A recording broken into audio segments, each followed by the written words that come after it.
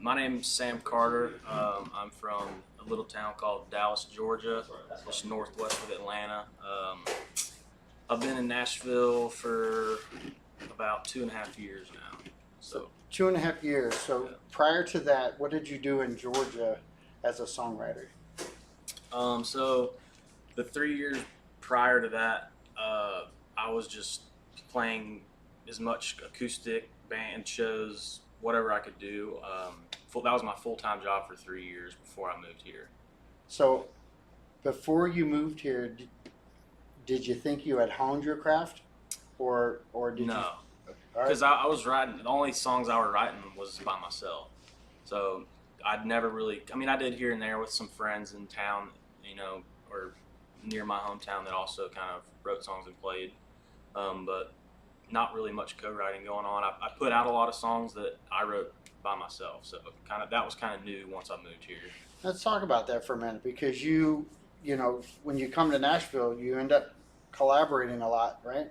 Yeah, for sure. And what was the difference for you from being in Georgia to being in Nashville? What did you pick up on right away as far as the collaboration goes? Yeah, just really just trying to learn as much as I could from these, professional songwriters who do it for a living and have made a career out of it. Just kind of trying to soak up as much knowledge and technique, if you will, from them as I could. Well, you've got really good songwriters that are here locally. Have you connected with them now that you're here in Nashville? Like professional, yeah. I was able to sign a publishing deal before I moved to town, so that helped out a lot. So I kind of was off to the races once I got here, as far as co-writing with people who were doing it professionally since I've been here. So yeah. How's that changed your thinking? As far as like songs and stuff, songs, and then the business side of it too, because yeah. you are your own type of business, right? Yeah, for sure. Yeah, it's a lot to take in for sure. There's so much about it that you don't realize until you get here and you kind of get to look behind the curtain a little bit. But as far as songwriting, I mean, just there's so much to it. It's not just about having a good idea. It's about mapping that idea out through a song and melodies and where to say something in the right spot, and kind of just learning that. I mean, I still am, I think. So. Well, I even the songwriters have been around for a while. They still learn things as they go. Yeah. I don't think you can master it. So. No, well, you're mastering the craft forever. Yeah. So to speak, because every songwrite is different, right? Yeah. So you're not producing the same type of song over and over again. You change. Yeah. Change. You try not to. Right. Yeah. So that's a big deal when it comes to actually getting to the point where you can have releases and different things like that. Yeah. All right, have you released anything? Yeah, so we just put out a 5-song EP at the end of May, so that's out now. I had put out stuff before I moved to town, just in my hometown. We had recorded and put out stuff, but like I said, that was just kind of songs I was learning to write. I was doing by myself, so we took most of that down, to be honest with you. But yeah, so right now we have the 5 songs out that is kind of the kickoff of more to come. Well, I'm going to go back to Georgia for a minute, because a lot of people that want to be songwriters need to know why did you take it down? What was the difference that you found from Georgia recordings to what you're doing today? Well, I mean, a lot of it had to do with just, like I said, writing it alone. So it's just the songwriting. Not to say it wasn't decent. It was decent, I think. But as far as like the production side and all that stuff, it was, I was recording it in the guy's basement. So it's not, and you get here and you got professional songwriters you're collaborating with, and I got, the best guitar player in town producing me and playing on it, and it's more of like a group effort, and it's more professional, and it sounds more professional, and it's just a better product for sure. Well, and product is really important when you put it out. Yeah. You kind of only get that one opportunity, right? Sometimes. Yeah, for sure. So do you take old songs and revisit them, and as you're going through your book, do you revisit those songs and maybe after you've written with someone, you maybe change something up with another song? Um, Sometimes. It hasn't happened a lot. Are you talking about the ones I wrote before I got here? Yeah. No, those are kind of just. I mean, since they've already been out in the world and all that, it's just kind of like I'll let them be their own thing, and you can still find them if you look hard enough. But So yeah. why do you think that way? I'm What's that? curious. The let them be. What's your theory behind just let them be and let them be what they were? I think to me, there's something about just like being able to see the progression a little bit of the quality and the songwriting and all that kind of stuff. So I feel like if you can write a good song, then you should be able to do it again. You know, and I feel like there's not really any point in revisiting them when I'm past that now, and like I like being able to look back and see the progression as well too. So is that more of a self motivator type thing for you, where you see that progression and you think keep going, forge ahead? Yeah, and I think every song's kind of its own little, you know, stake in the ground in time and or whatever you want to call it, and so revisiting it. I know it depends. Like if I wrote a song 2 years ago and we're going to cut songs and hey, maybe we need to tweak this little line or something right here. That's different, but going back and doing those songs, it's not really worth it, honestly. And so you've now got 5 releases. Yep, 5 songs. Yep. So you've got 5 songs out. Out of those, pick one and give me the title. Okay. It's called "I Don't Want to Talk About It." All right. So I don't want to talk about it. Why did you write that? It's funny, actually. So I don't even know if that title or the idea itself was brought up. It was just kind of like it just kind of came out. I was writing it with my buddy Joey Hyde, and he kind of was doing this kind of guitar lick, and it kind of just came out. He's just like, I don't want to talk about it, and we just kind of started building an idea around that. So it wasn't really like a thing I was thinking on or had in my phone. Like I really want to write this, idea. It just kind of formed in the room organically. Do you find that to be the case for a lot of songs? Honestly, no. There's usually like an idea or a concept that's brought to the room first, and then we kind of expand on that. That was kind of that doesn't happen much when it comes into just organically coming up in the room. So take us into the room where you're collaborating. Walk us through what actually happens when you and the others get together and really write the song or attempt to. Yeah, attempt is a good word. I think it's different every day. I mean, because sometimes it's hey, I got this cool melody and there's not really many words going to it. It's more of just a melody. And sometimes it's like, hey, I got this cool title, but I don't know what it means yet. So we kind of have to bounce it around and figure out what's the best way to say it, or just a concept in general. And so we kind of just hit it back and forth across the room and figure out what's the best way to do it. And then we'll end up usually writing on acoustic guitars, or we have like a producer in the room that we call like a track guy who will kind of make a piece of music that we can write to. And yeah, it's kind of different every day. It just depends on the starting point we're starting at for that song. And when you get into the room and you bounce ideas off of each other, how does that work? It literally is just like a list in our phones of ideas or titles, and we're like, hey, I got this thing, it's blah blah blah, I think it could be cool, and you kind of have like an oversight of what you think it would be. And sometimes that might change depending on if I say it to you and you're like, well, maybe it's this, and you kind of have to bounce it back and forth with each other. So when you were by yourself, Mm-hmm. you didn't have anybody to bounce these ideas off of. So is that where you see the biggest growth right now, is being able to collaborate and kind of work that out and maybe come out with a different song but from the same idea? Yeah, for sure. Because I mean, when you're writing it by yourself, you don't know if you're right or not. It could be, if you had another person to kind of bounce those ideas off of, it could change the song for good or for bad. But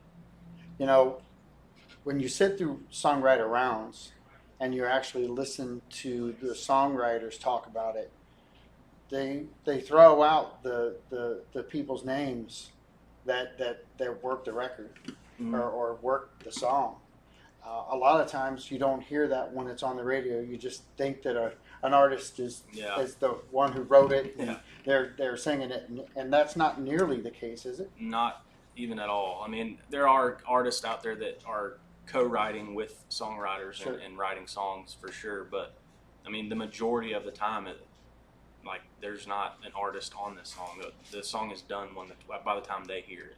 So in Georgia, was there the following for true songwriting, or was it just you there, or was there a group that was kind of collaborating the songwriter side of things together to push out songwriting as a platform like the local has? Was there anything like that when you were in Georgia? Yeah, definitely. It's funny. There's a bar close to my hometown called The Local. Oh, wow. And it was more of like an open mic kind of thing they did on Mondays, but it was, everybody would play original songs that they wrote or covers, whatever, and that was kind of a cool little community that we had. But there wasn't a huge songwriter, group or, population there that much. There was some. It's more like cover artists and cover bands and stuff like that. So you have that history in Georgia, and now you've got it here. The songwriting rounds that you're in now, what did it take to get there?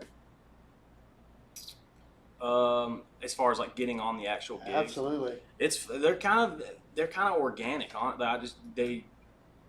Either you're friends with the person that's putting it on, or a lot of the time it's the whoever's putting it on. Like last night, they'll ask one of the artists or one of the songwriters to be like, hey, you want to play our round? Ask 2 friends to play with you.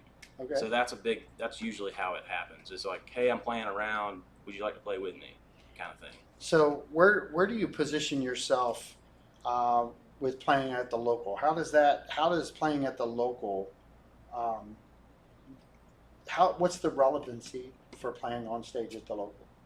I think it's great. It's one of my favorite places to do rounds for sure. I've done several here. I love the environment, and it's just a good hang. It's different than other places, and I like it. I've always been a fan of this place. You have a different vibe here? Yeah, for sure. What is that for you? I think it's a little more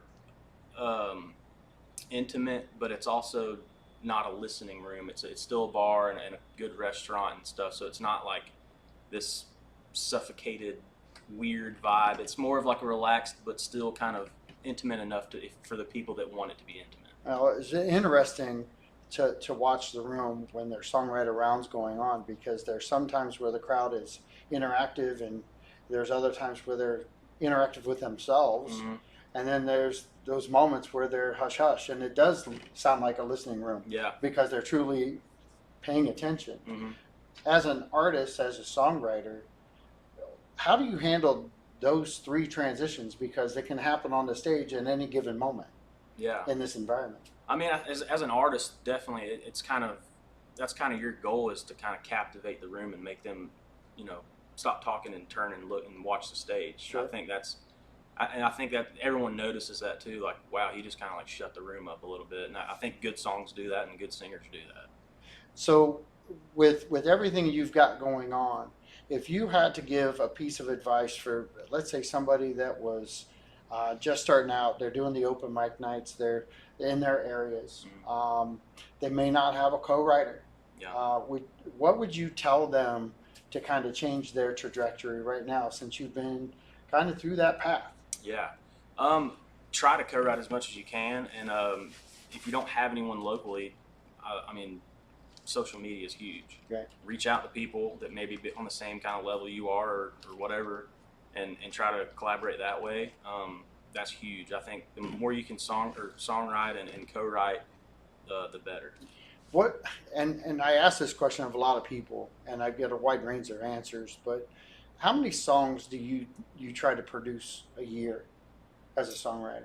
I don't have like a number I try to shoot for. It usually ranges, I mean, at least 100 probably. I mean, 150. Some more. So everybody's different. Some guys are Sure. writing 2 a day, so Right. it's different. I think last year I wrote like 130 or something like that, which was like the most I've ever done.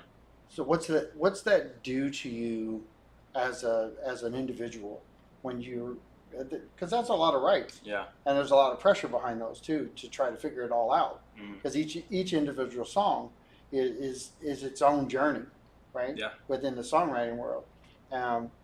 What do you do to keep yourself fired up and focused on task at hand?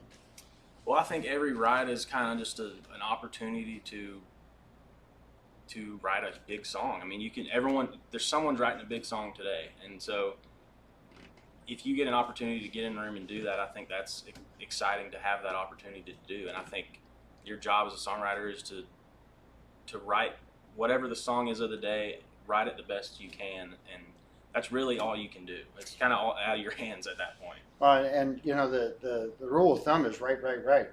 Yeah. And there are people out there doing 2 a days, Mhm. and there are people that show up and they sit in a room and they hammer out 5 and they go home, Mhm. and that's a day, and they come back the next day, they do it again, and then they're off for a few weeks. Yeah. So, but their average is still two a day. Yeah. But they're going into the rooms and really hammering those things out. Have you ever been involved where you went into a room and you hammered these things out in volume? I mean, the most I've ever done is maybe 2 or 3 probably in a day. What does that do to you mentally? It's very mentally tiring for sure. I mean, because you're having to spin the wheels a lot and for sometimes hours on end, which is very tiring. But you got to love it for sure. I mean, if you don't love it, you'll be moving back home pretty soon, I think. Well, and I'm going to talk about that tired because it's a different type of tired. You talked about Yeah. that, and you kind of have this mental drain, don't you? Yeah, for sure. And when you get to that point in your day, do you find it more difficult to write then? Yeah, for sure. So keeping it fresh is a good thing too, Yeah. right? Yeah, 100%. I mean, if it got to that point in the room where it's like we're kind of stumped a little bit, I am totally okay with being like, hey, let's stop here and just finish it another time. And that happens, a decent amount. And that's totally fine with me because I want the song to be right. And we could finish it, but if we're all kind of mentally done and tired, it's I don't want the song to suffer from that. And if you finish it wrong and nobody hears it, Yeah. that's not why you're in the room for 3 or 4 hours, Yeah, right? exactly. So all these things are like pieces of the puzzle. If you were truly like starting out here in Nashville and you just got off the bus, not signed a contract, what would you tell somebody who just said, I'm going there and I'm going to get it done? What would you tell them? I don't have much experience, but I mean, from what I can tell and being here for a couple years, I mean, network, go out, go to rounds, come to the local and see the rounds, talk to the people that you would like to write with, and try to set that up. And just networking is huge, and knowing people is huge. So on the songwriter side of things, what I found is that you're not hard to talk to. Yeah, I mean, you can't really be. I think because a lot of the time, especially when you first move here, you're writing with people you don't really know, so you can't really be very reserved in the room. You kind of have to just lay it on the line.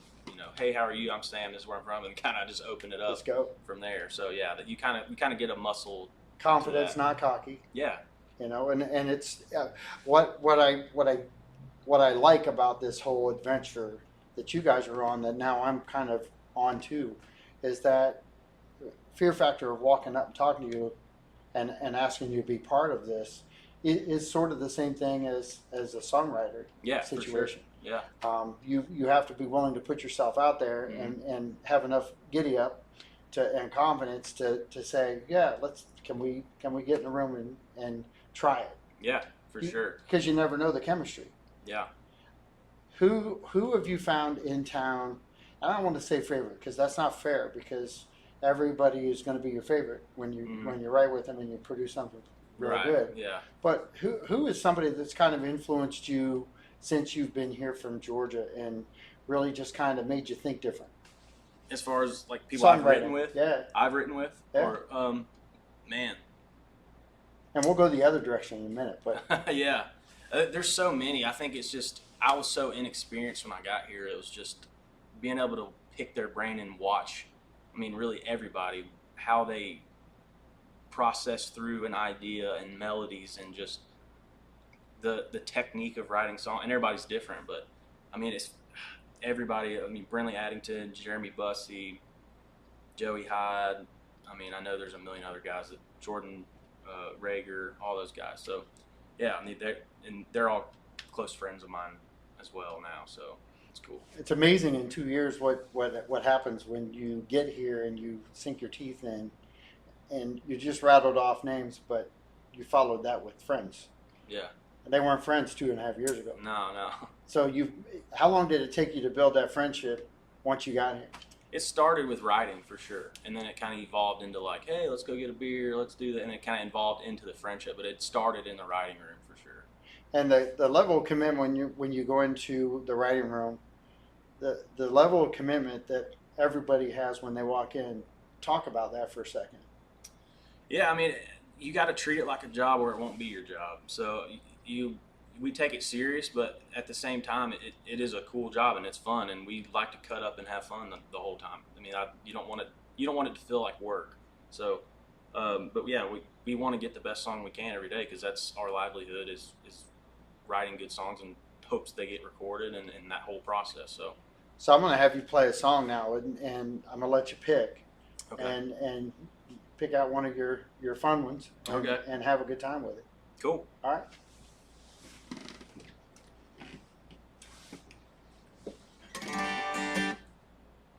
Yeah, so I put out that EP in May, and this is the first song on the EP. It's kind of a fun, tongue-in-cheek breakup song, I guess you could say.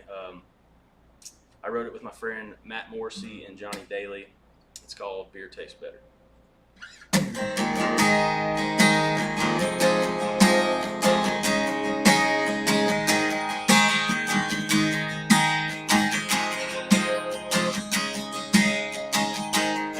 Well, you might have took the couch for a sip, and you took all the pictures from the wall, all the dishes in the kitchen when missing. I ain't sitting around waiting for your call. Now it ain't all bad, girl, forgetting what we had, 'cause you ain't the only one getting gone. This beer tastes better when you're gone. Something about a long neck, sweating silver bullet in my hand. There ain't a damn thing wrong when I'm throwing back one. It turns down, I give a damn. Yeah, I don't know what it is, but with every single sip, start to think that I'm better off. This beer tastes better when you're gone, better when you're gone.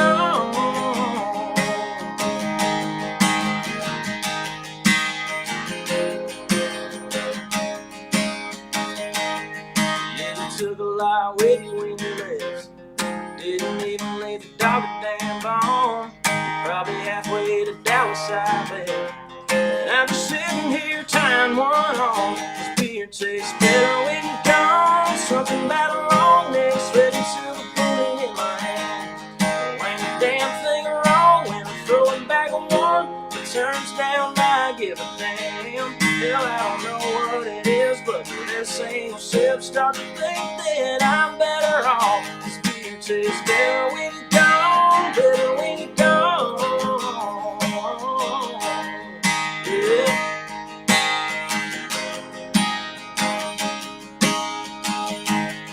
No, it ain't all bad, girl, forgetting what we had, 'cause you ain't the only one getting gone. This beer tastes better when you're gone.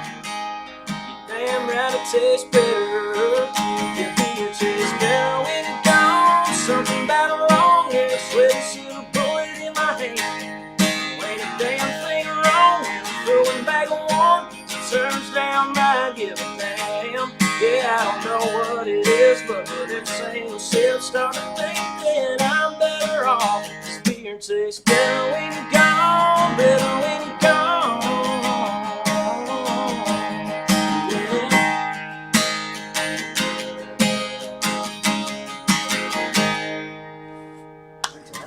Fantastic. beer trucks, women, Yeah. country.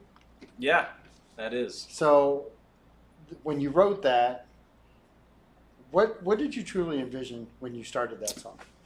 So it kind of came from like I don't know. This was a couple years ago, so my memory's a little foggy on it, but I know we had like just kind of a groove going, a melody kind of for it, and someone said beer tastes better, and that song just kind of fell out. We wrote it in like 30 minutes probably. Wow. And it just kind of, some songs you get lucky and they kind of just write themselves like that, and that was one of them for sure. What's the reaction of a crowd when you play that? They seem to like it. I play it at every show just because it's one of the more fun songs I have. The other ones are a little more serious, but still kind of upbeat and rocking. But that one's just kind of fun, and it's not hard to understand. It's not a brain twister, so it's I think people like it. So as a songwriter, I always wondered, because a lot of songwriters are into the slow songs, Yeah. trying to make that hit, Mhm. and the more upbeat ones, are they more difficult to break in with, or what's the reasoning behind totally focusing in on, or not totally, but for the most part focusing in on the slower stuff? Well, I mean, I guess it just depends on the song idea. I mean, they kind of demand their own, sound as far as the idea and the concept kind of stuff. But I think when you're writing songs professionally as a job, there's a lot higher probability of you getting a song recorded if it's upbeat and tempo, as everyone calls it. Sure. So, and they're just more popular. More people want to listen to something that's going to make them happy and dance and move and whatever else than it is slower songs. But slower songs are more of that meaningful, powerful message, and not let the music get in the way of the words. It just depends on what the song is. What's one of your favorite slower songs that you've done that you've seen people get moved by? Oh man, it's been Put you a on the long spot, time. didn't I? Yeah, I don't know. That's a tough one. I don't even play it anymore. I don't even remember how to play it, to be honest. It was one of the songs I wrote a long time ago before I moved to town. It was called "Those Were the Days," and it was a slower song for sure, and it was just kind of about growing up where I grew up and reminiscing on all those days and that kind of stuff. So that one everyone seemed to like, especially from the hometown, because it was about them. Well, and a hometown favorite. Yeah. You know, that hometown feeling.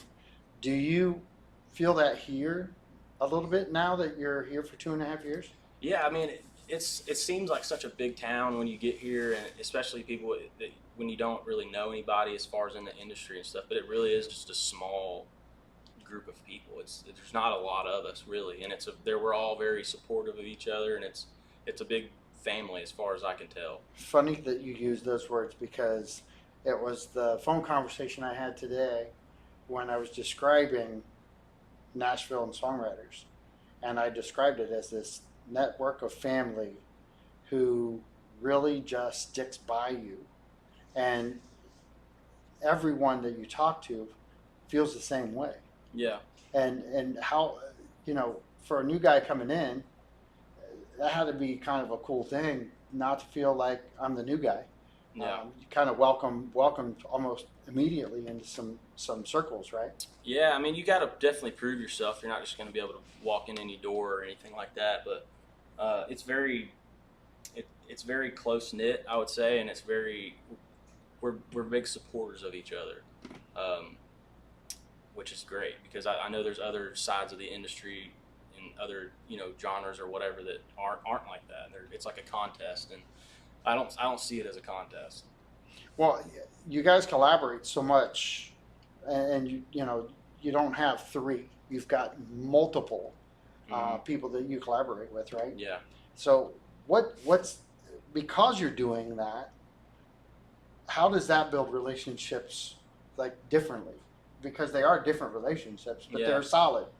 Yeah, I mean, for the first year and a half I was here, it was like speed dating, because every day it was with some people I don't know, and because my publisher's setting up these rights, and I'm just having to meet people every day, and so it helped with making friends, obviously, and then you can really go out to any round or bar or whatever, and you'll probably know somebody who's like, oh, we wrote 4 months ago. Right. So it is cool in that aspect for sure. So I'm going to go to the publishing side for a minute, because that's kind of a bonus for you on coming here.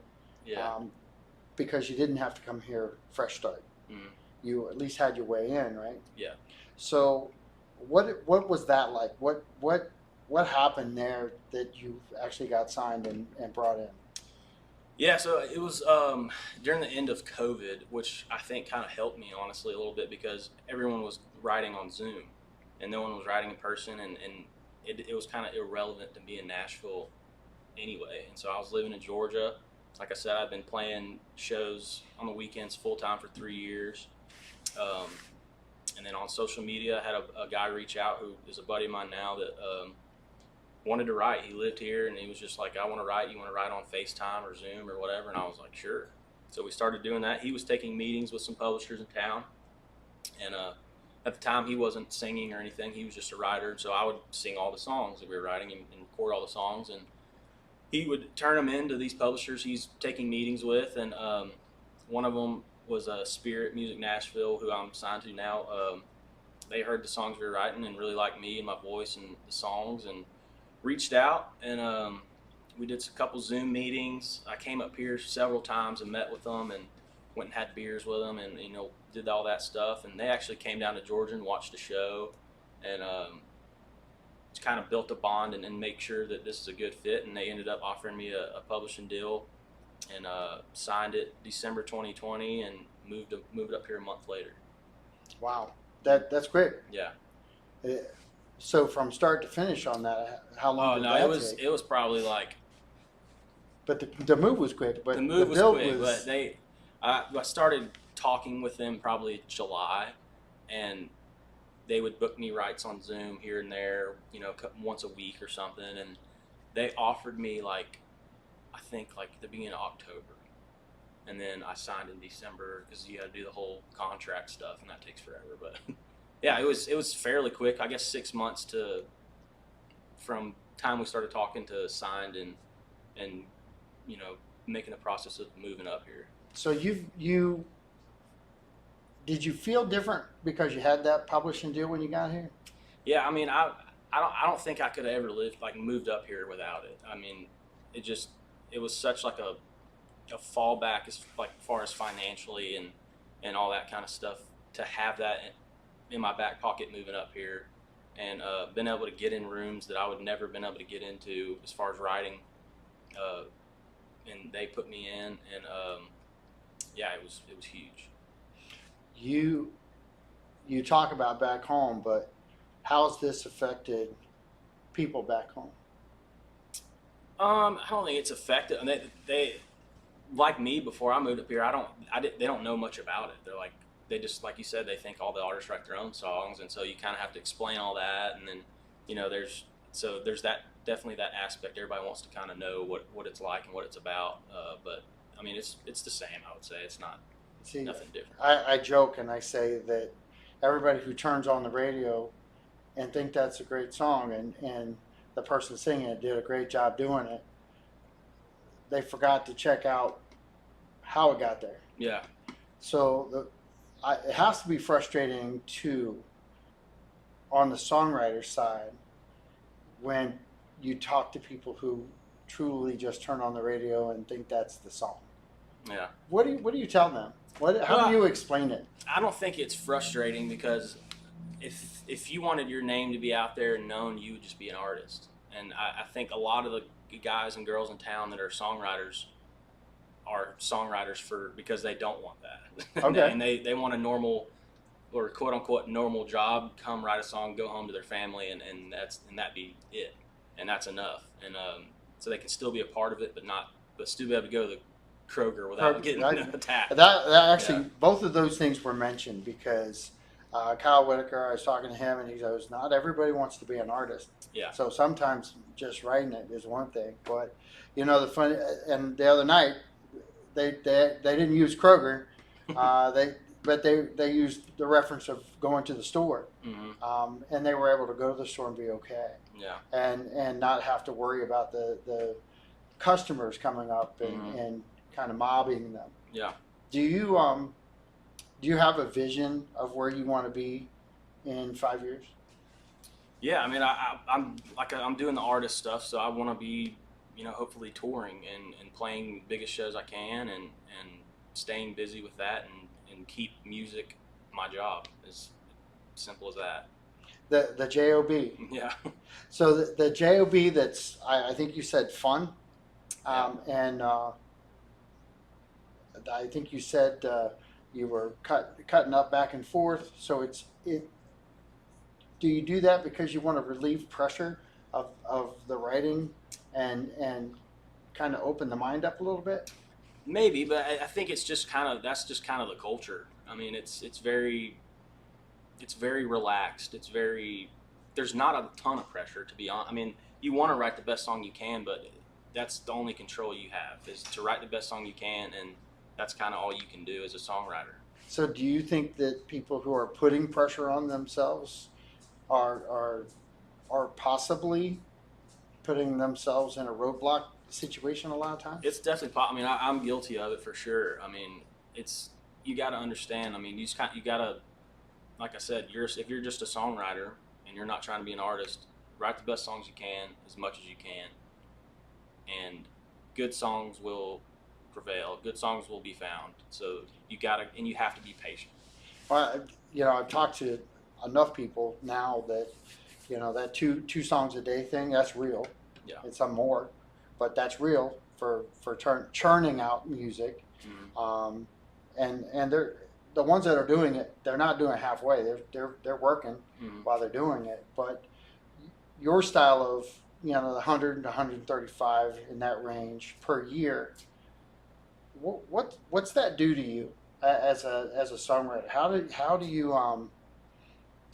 do you complete those?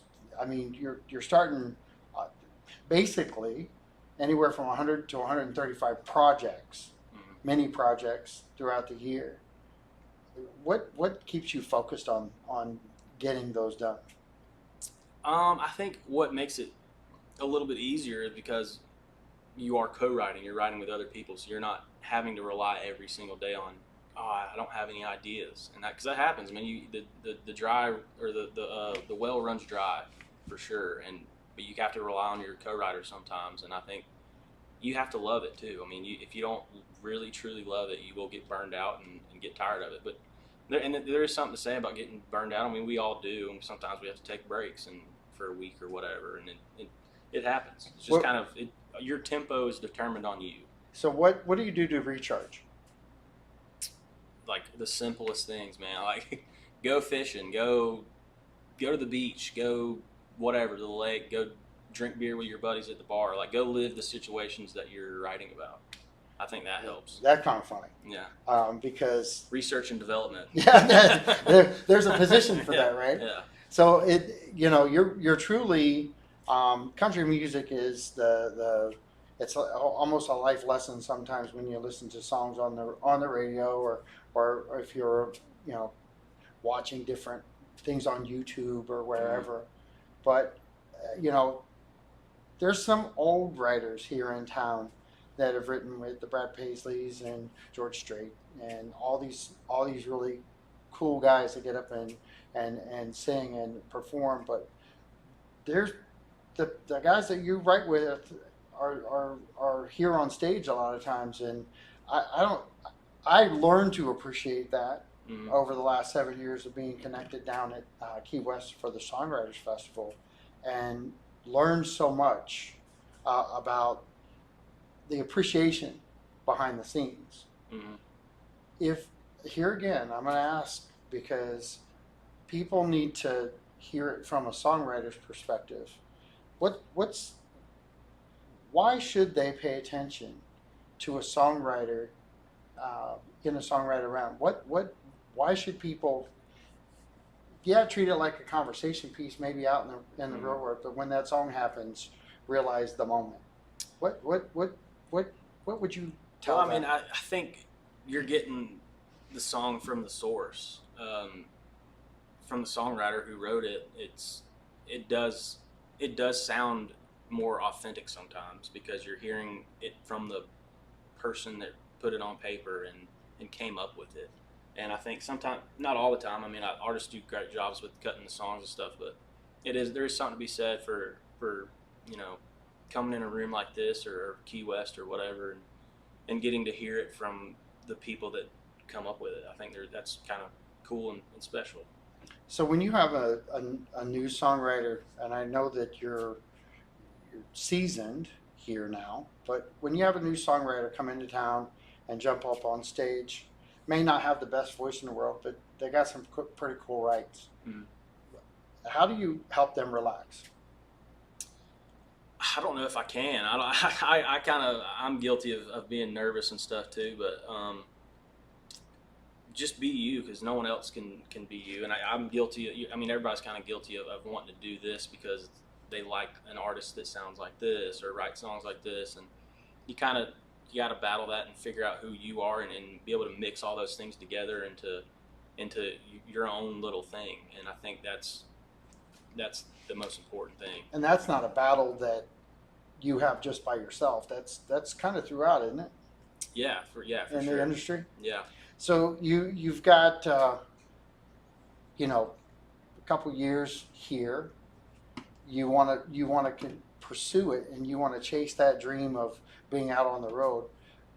Where do you put yourself as far as the guy who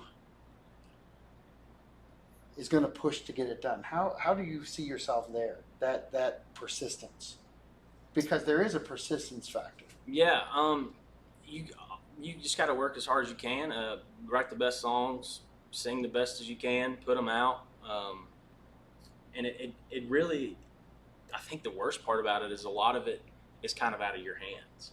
I mean, you can write the best songs and record them and put them out and do and then once they're out in the world, it's kind of out of your hands a little bit. So I think there is a bit of like timing and patience that go along with it. So I'm going to have you play another song, but I want you to pick out a slow one. Ooh, I don't know if I have any. Oh, you don't have any? Not recently. I'm trying to think. See, there's nothing like just throwing down the challenges at you. Yeah. I have a semi slow one. I do that one. Yeah. All right. This one I played last night. This one's on the EP as well. It's probably one of my favorites. It's the one I wrote with Joey Hyde. I don't want to talk about it. This one just fell out. This one, another one of the songs that kind of just fell out. And I was a fan of it from day one, and I knew I was going to put it out for sure. So, yeah, this one I don't want to talk about.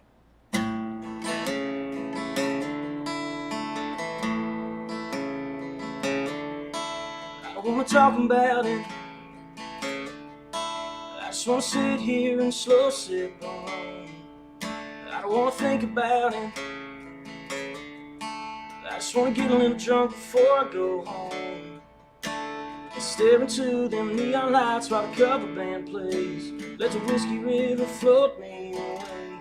'Cause she's gone and I'm gone and get gone on the bottom shelf, little quick fix, but I don't wanna hear nothing. Reminds me of what I've been sitting here trying to run from. I don't wanna talk about no blue wines, no sunsets or red wine, 'cause all of that just pulls me back in to every part of her I'm trying to forget. I don't wanna talk about it.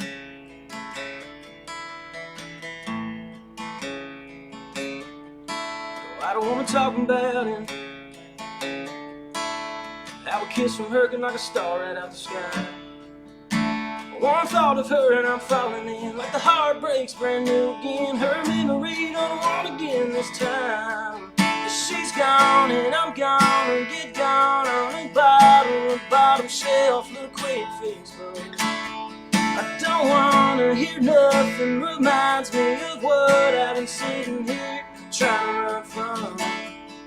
I don't wanna talk about no blue eyes, no sunsets or red wine, 'cause all of that just pulls me back in to every part of her I'm trying to forget. No, I don't want to talk about it.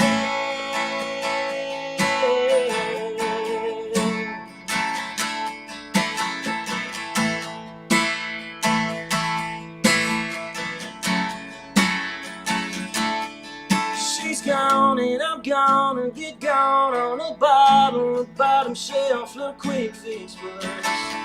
I don't wanna hear nothing, reminds me of what I've been sitting here trying to run from. I don't wanna talk about no blue wines, no sunsets or red wine, cause all of that just pulls me back in to every part of her I'm trying to forget. No, I don't wanna talk about it.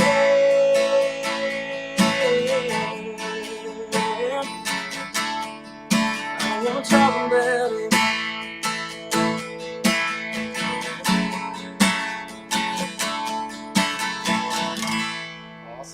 Awesome. Thank you. So you said that one fell out. Yeah. So, you know, people that aren't from Nashville or Georgia may not know what that means. What does fell out mean to you? It just kind of, it isn't hard to write. It just kind of writes itself. It falls out of you, I think, because I mean, a lot of these songs are take hours to write a lot of the time, and that one maybe an hour, maybe 45 minutes, and it just kind of, it writes itself. It's just, I think that has a lot to do with the idea and the concept being very understood in the room, and us being able to kind of just get on a roll with it. And that's that whole collaboration again that's working in that room. Yeah. When you were by yourself and you thought you had that song and it fell out, what did you think? But there's two differences there that you've lived in your journey that you've had to readjust, and obviously you're readjusting. What was and there are songwriters out there right now who are writing by themselves and won't let anybody in. Yeah. What do you tell them? I mean, I've definitely had a couple songs that I've written by myself that fell out, but I was always very patient with it. I mean, sometimes it'll take me 2 months to write a song just because I want it to be right. I want to do it justice and want it to be as good as it can. But as far as guys that don't want people writing with them, I think you're doing yourself an injustice because there's no reason to. Two brains are better than one, and I think having someone else's opinion in the room at least is huge. Well, I would think that as far as Nashville goes, or anywhere, and any job that you have, if you've got more people working on the project, there's already enough battles out around the project when it gets released. If you're working together versus an individual, coming into this town and trying to be an individual and thinking you're going to conquer the world as an individual, I don't know that mixes too well in Nashville, does it? I mean, probably not. I mean, I don't know. It's kind of rare for anyone to just write their own stuff. I mean, I know that happened with the Bruce Springsteens and that kind of stuff, but that's not really a big thing anymore. And I think a lot of those guys outcast themselves. Or girls, they kind of outcast themselves when you're that way, but to each their own, I guess. Well, not only that, but the numbers. You threw out a couple names. You didn't throw out a list of 200. So, the odds are much less. Yeah. If you're not writing with somebody, and I think that's a key to what you learned when you came here. And other people need to understand at any age, if you're writing and you're not collaborating with somebody, figure that out. Yeah. And whether it's that level or if you get lucky enough to find somebody who pushes you to another level, that's the ultimate goal. Yeah. When you first walked into the room, and the first writing room that you had here, how did you handle that moment? Were you intimidated or? Yeah, for sure. Okay. I kind of just, I mean, for the first while, the first several, probably 50 times, you kind of just want to. I mean, you say your opinion, but you kind of feel inferior a little bit because these guys do it for a living, and you're kind of new, and so you kind of have to build up a little bit of confidence to be able to speak up and say what you think. And I think when you're starting out, you are kind of more quiet and assume these guys are right because they're professionals. But don't be afraid to voice your opinion in a writer's room, because you never know, and it's okay to be wrong too. Anybody in that first session say anything to you to inspire you to speak more? I don't know if they gave me a big speech or anything, but I mean, I'm sure there was times where it's, you know, like, what are you thinking? Like, what are you thinking? You've been quiet. What are you thinking? You know, share with the class, you know, so Yep. stuff like that. But I mean, nothing crazy. But it's not that's not a downward push. No, it's just like, hey, speak up. Say it's okay to be pulling wrong. it out of you, kind Yeah. of. Because I think when you're new, it's definitely like you don't want to like say something stupid and like be embarrassed, and like you kind of get over that pretty quick. I think they're telling you to come along for the ride, Yeah. because it's kind of a ride, right? Yeah, for sure. You got all kinds of emotion, you got Yeah. all kinds of things happening in that room, and then you've got people sort of battling over words Mm-hmm. and meanings of those words and how to transition. Yeah. So that whole puzzle is it's got to be fun to put it together. Yeah, for sure, it is. What do you do with the songwriters when you feel like you nailed it? What's that room like after you do that? It's exciting. We're all pumped on it, and then in that moment, and can't wait to turn it in. Can't wait to play it here at Browns and all that kind of stuff. I mean, but you don't want to get too high on it, because you may turn it in and nobody else likes it. You know, and that happens. So it's just be excited about what excites you, and let that fire you up for tomorrow.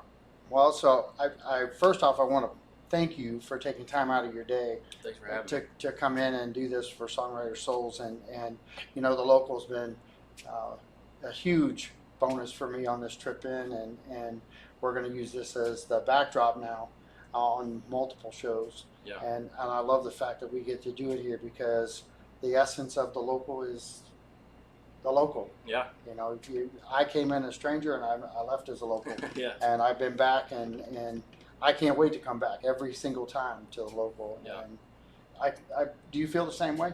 Yeah, I When you love come it in? here. I love the location. It's kind of off the row a little bit, and not kind of in the hustle and bustle. And I love it. It's just a good vibe. We got great food, always good music up here, and it's a fun place to be. For sure. Fantastic. So I'm going to let you take us out with another song, and then we'll talk just quick, and then move on. Sounds good. All right, bro. This one, let's see. This one's on the EP as well. This is probably my other favorite one. This was the first one we wrote, not knowing we were gonna put it on here, but it was the first one we're like, okay, that one's something that we're gonna. It was for me. As soon as we wrote it, I knew it was something I wanted to put out. Nice. It's called "Blame It on My Boots."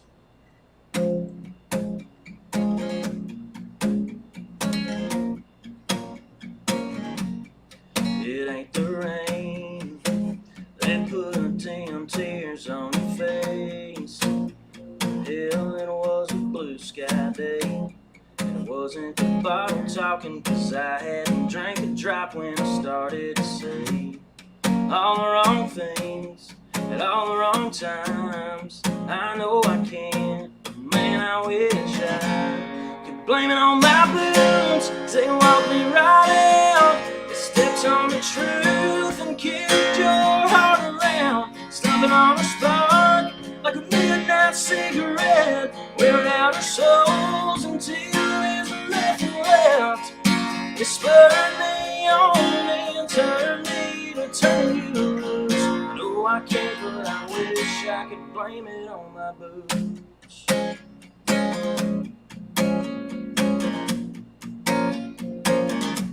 Now all the regrets are clinging like the mud in the treads of these old square-toed areas. They've been with me every step since I left. I know I can't, but I wish I could blame it on my boots. They walked me right out. They stepped on the truth and kicked your heart around, stomping on our spark like a midnight cigarette, wearing out our souls until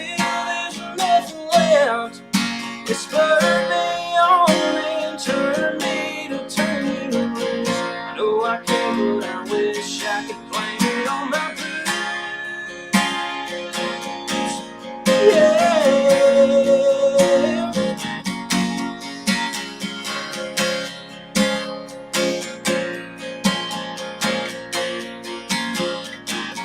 Said all the wrong things at all the wrong times. Damn, if the fault ain't mine, then I wish I blame it on my blues. They walked me right out. They stepped on the truth and kicked your heart around. Stomping on our spark like a midnight cigarette. Wearing out our souls until there's nothing left. They spurred me on and turned me to turn you loose. No, I can't, but I wish I could blame it on my blues.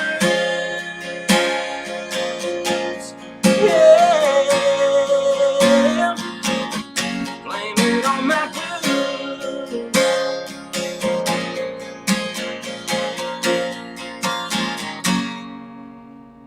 Fantastic. Thanks, sir. Fantastic. I like that song. Appreciate it. I like that. I like that a lot. Thank you. So, if people were to follow you, kind of give out your social media stuff. Yeah, Instagram, all that stuff. That's usually that's the biggest one I'm on. It's at Sam D Carter Music.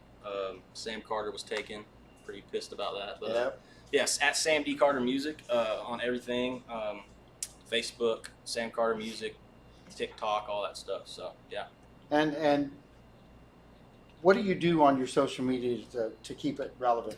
Not enough, apparently. I'm not real good at it, to be honest. I'm not a huge fan, but I try my best. I try to do stories and keep people updated on shows and music and all that kind of stuff. But yeah, follow along and maybe I'll follow you back. I don't know. So I got to ask, because I think you and I might agree on this, but I'm not a big proponent of it either. I'm Yeah. learning that I must be better. Yeah, same. So what was your reasoning for not doing it? It's just very oversaturated, especially with music right now. I think everybody that can play a G and a C chord is trying to be a country singer, so it's very hard to stand out, and it comes off as very, at least in my opinion, like very phony, and I just don't want to be that, and I'm not that. So I do what I can on there, and and it's probably not enough, but I'm still trying to figure it out. So we'll see. That's cool. Well, I appreciate you taking your time every Thanks day, for having man. me.